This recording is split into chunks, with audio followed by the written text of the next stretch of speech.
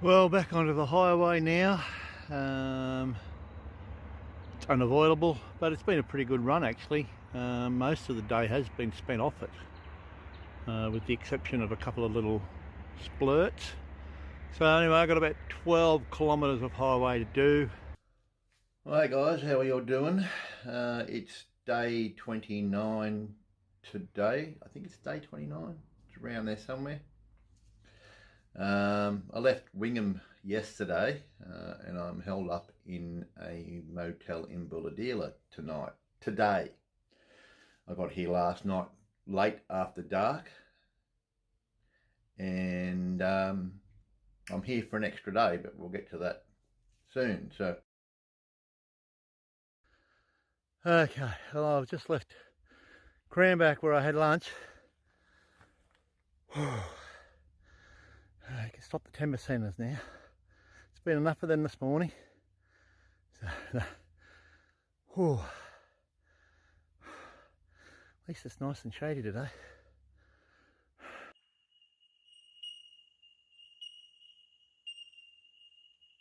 I think last time I spoke to you, I was in Sawtell. And so I left there and headed for Telegraph Point the following day. Had a beautiful ride down, a lovely night's camp by the, I think it's the Wilson River. And then I left Telegraph Point and headed for Coopanook. And I stayed there for the night and had a good meal at the pub. Caught up with an old friend who I grew up with, and she lives out that way. So she called in. We had a few drinks and some dinner at the pub. And then I left Coopanook and had a lovely ride into Wingham, which is my hometown. I went through Taree and then out to Wingham. And I grew up in Wingham, did most of my sort of high school days and early teenage, well, up to my sort of early 20s, I suppose, in Wingham. So I stayed with a mate there who took me around and we toured the town, and not much changed. It's still a good old town and very community minded sort of little town. But yeah, so we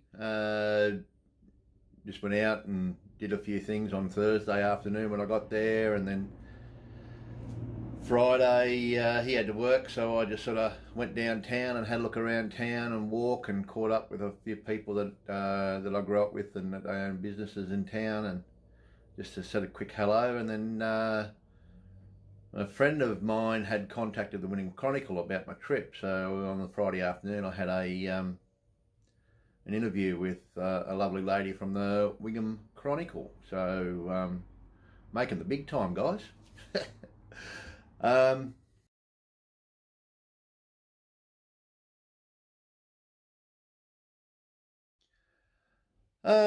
Yeah, so Monday morning I got away. I got away a bit late. There was a few, yeah, anyway, it doesn't matter.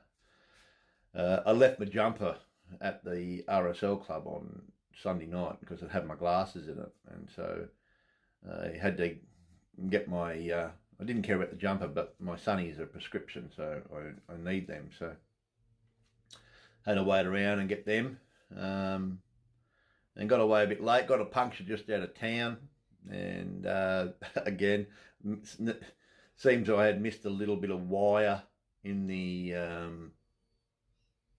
tyre. Somehow a little bit of wire had got in there, and it just worked its way through the tube. So anyway, that's all sorted now. I went all day basically after that without a puncture. It was great. And so I went some back roads. I wanted to have, because the few days leading into Wingham, I was on the highway a lot, and I wanted to get off the highway, so I went a few back roads, and I came down through Cranback, little place called Bunya, and then across to Bulahdelah from Bunya, and down through Markwell to Bulahdelah. And yeah, all forestry road, lovely. I did get to a point where I had marked my course on my Garmin for navigation, and I got to a fork, and one where it was leading me was Menning Hill Trail, and I was on Menning Hill Road.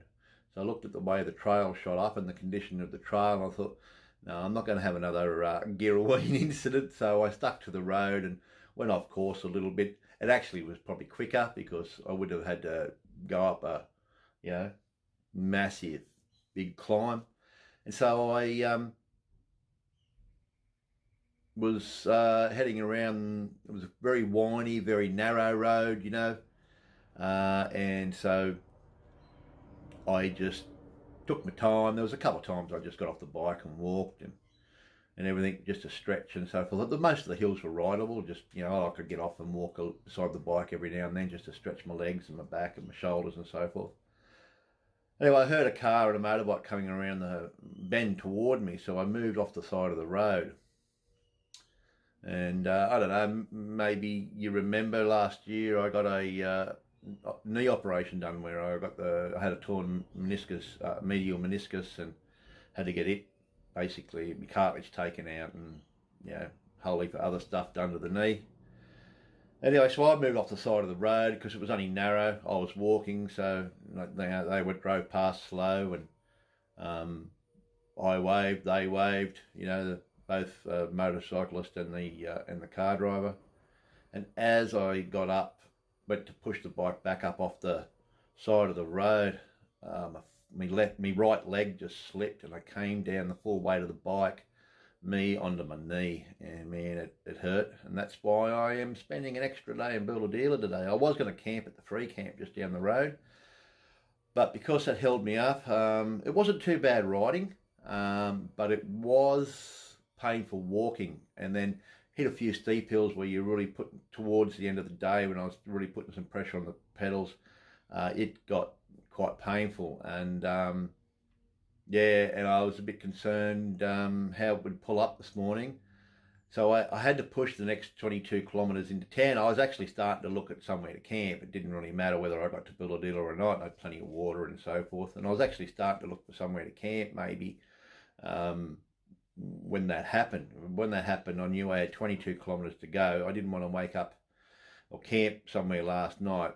And I had no phone service or anything, so I didn't want to be in a situation where I woke up in the morning and not be able to move my bloody knee, So anyway, I got to Build-A-Dealer just before 6:30 last night. Found a lovely, clean and cheap motel, and got the old emergency ice pack out of the first aid kit, and there was some ice in the freezer. So I iced the knee up last night, dropped some Voltaren, and it's not too bad today. It's a little bit stiff and a little bit sore, but it's nowhere near what it was last night. So I've just had an extra day here in Build-A-Dealer just to, rest it up a bit and make sure it's right for tomorrow. So hopefully tomorrow morning we'll be heading south further, and it's about 107 k's to my next camp, but I'm going to split that up into two, just to make sure the knee's okay, and I'm not going to try and push out close to 110 kilometre day tomorrow. So I'll find somewhere to camp along the way, about halfway. Couple of things. The Maxxis tyres, they're doing all right, but yeah, not a touring tyre. Recommend them for a gravel tyre or whatever, or a general purpose, but I wouldn't.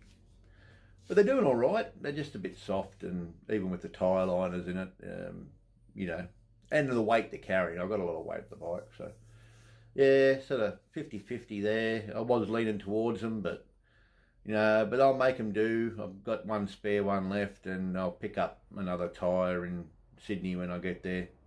And so what I've done to combat look, they're not bad tyre, and for their purpose they're pretty good, and they've done well considering the weight they've got to carry. So what I've done is I have ordered some new Schwab Marathon Tour Plus tyres from 99 Bikes in Alexandria, and I'll pick them up as I go through Sydney. And yes, I should have done that before I left, but I like trying something different. If it works, it works. If it doesn't, it doesn't. This is one thing that didn't work. So another thing is the trailer is going really well, although I did have some issues when I first got it about it wobbling really bad. But it popped off a couple of times and it did some damage to my derailleur.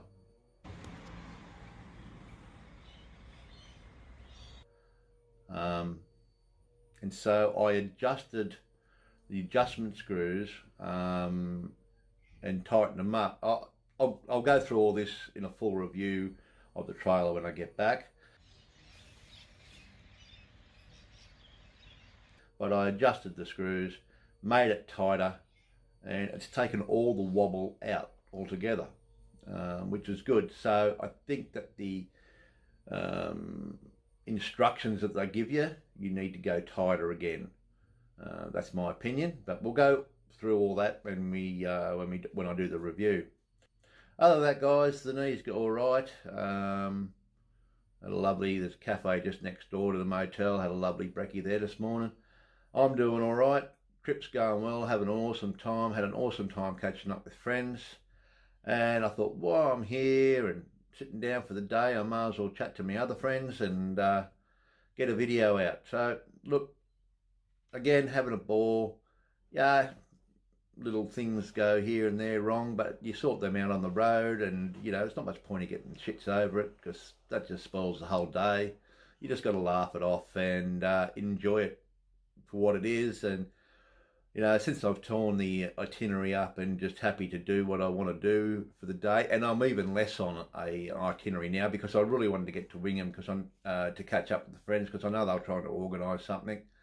And so now I've left Wingham, time is my own. So looking forward to even taking a slower trip, so that'll be good. Anyway, that's about it. I'm going to sign off, guys. I'm going to put a little bit of footage up of the trip so far so you get an idea where I've seen. So cheers, eh? Ride safe out there.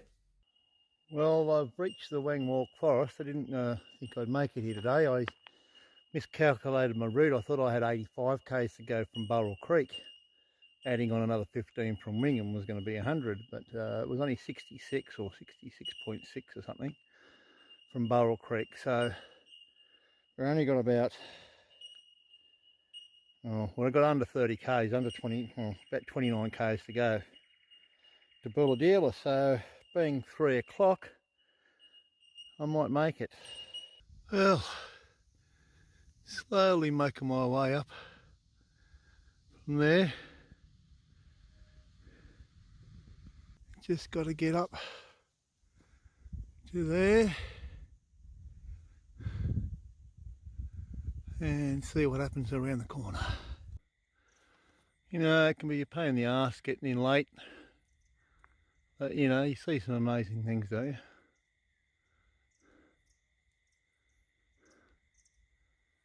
That sunlight behind that on that mountain range.